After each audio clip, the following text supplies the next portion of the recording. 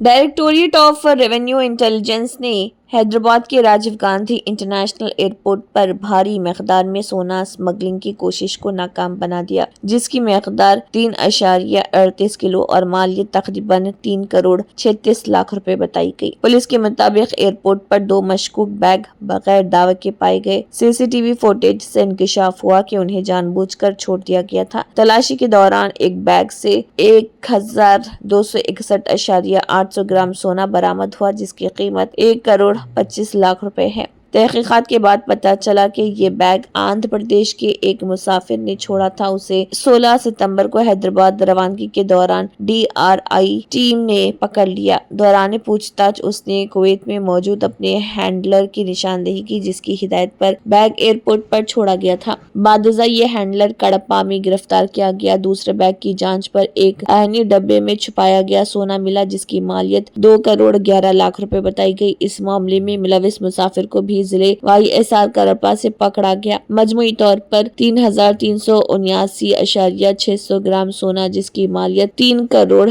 36 लाख रुपए है, जब्त कर ली गई।